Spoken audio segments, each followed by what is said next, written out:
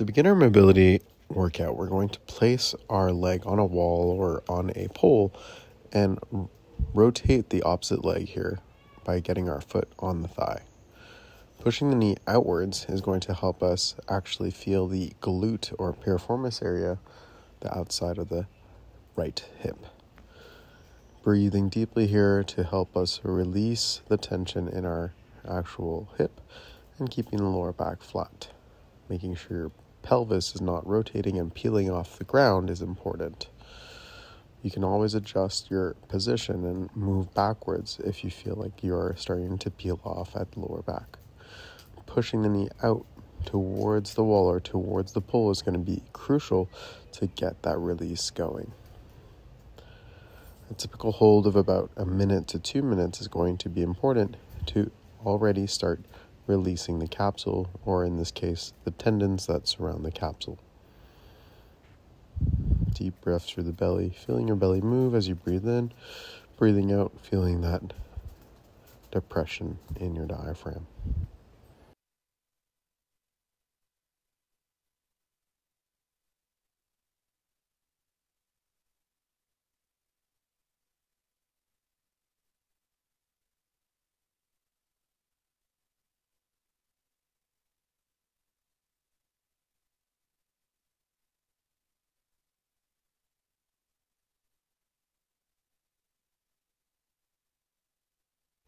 Now that we've held that position for a minute and a half, we're going to transition to actually challenge the hip at its end range by placing a light elastic at the height of the foot while the knee is at 90 degrees.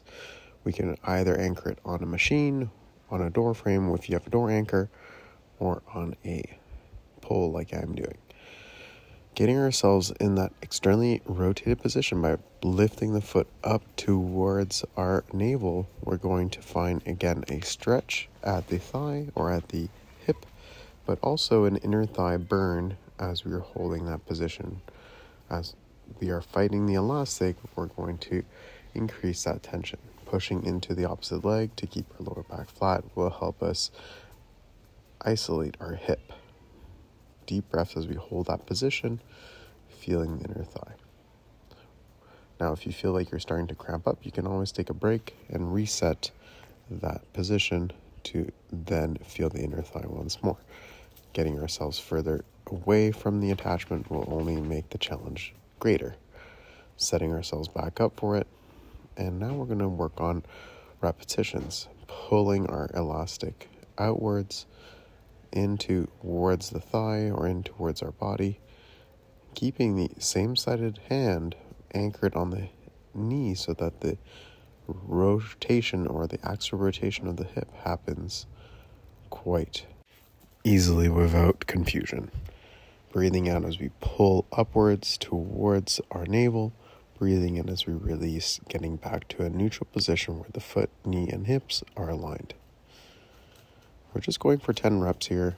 As we're finishing our last few reps, we're going to start burning up in the inner thigh, maybe all the way to the groin area. Breathing out as we pull again, breathing in as we release. Our next challenge is to go into the external rotated position, but pushing outwards instead of inwards. We're going to, once again, keep our back flat by pushing into the opposite leg, in this case, the left leg.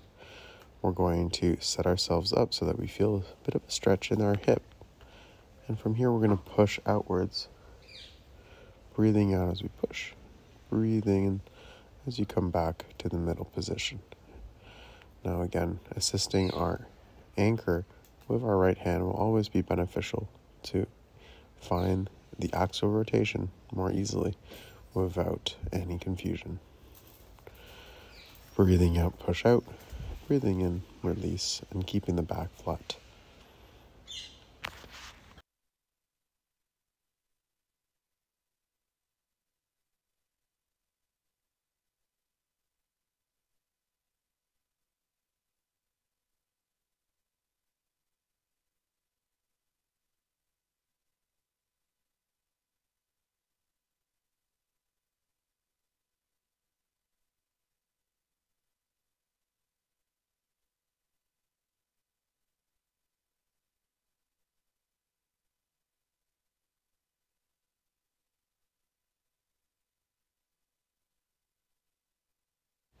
We're just about to do our last rep here.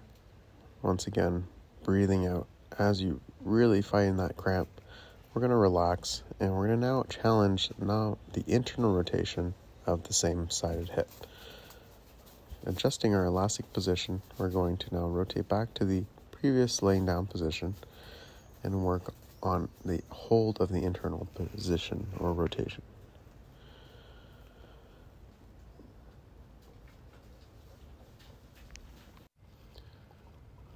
We're going to keep the other leg bent, pushing into the ground, keeping our lower back flat, and let our foot actually be pulled outwards into internal rotation. We're going to go ahead and place our hand once more on our knee to keep the support. Letting that stretch happen, we're going to feel the cramp happen at the pocket area of that right hip. Breathing in deeply as we are trying to make sure not to fully cramp up, to control the sensation of being stuck. You can always go ahead and move away from the elastic anchor to increase the intensity. Holding this for a minute will help us once again open up the hip capsule so that we can find better tension as we're going for the repetition exercises. Now, letting ourselves pull inwards is going to be the next step. Getting a breath out as you pull towards the middle line. Let's take a few more moments here to keep releasing the capsule. Deep breathing will help facilitate the hold of the position. From here, we're going to go for repetitions. 10 reps of pulling inside while bringing the leg in and lifting our toes up. Once again, anchoring the hand onto your knee will help us axially rotate. Sorry again for this video cutage. Unfortunately, the angle was not appropriate. Again, breathe in, release, breathe out, pull in, and again, keeping the other leg with the knee bent and our foot flat into the ground will only help us maintain a nice neutral spine, keeping our abdominals activated.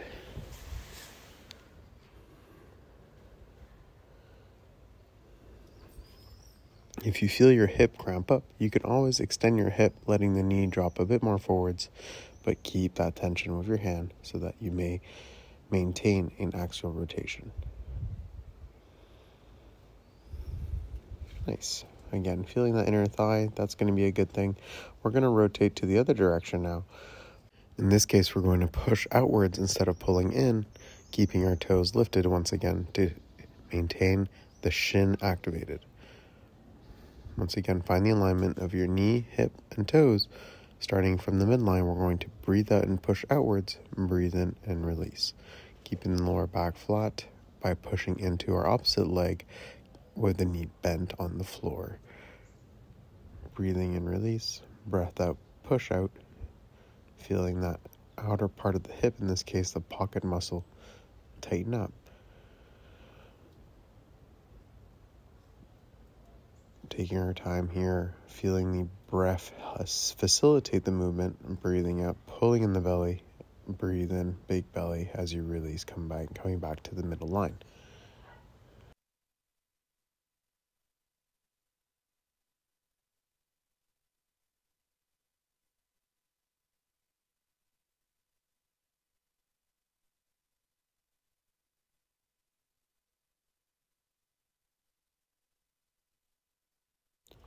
Having done our repetitions, we have completed our internal and external rotations. We can now move on to the next leg to help us balance out that stiffness of the pelvis. I hope you feel more release and you can work on applying this newfound mobility in your split squats, in your squats, or deadlifts, while coming back to our hip mobility once or twice during the week.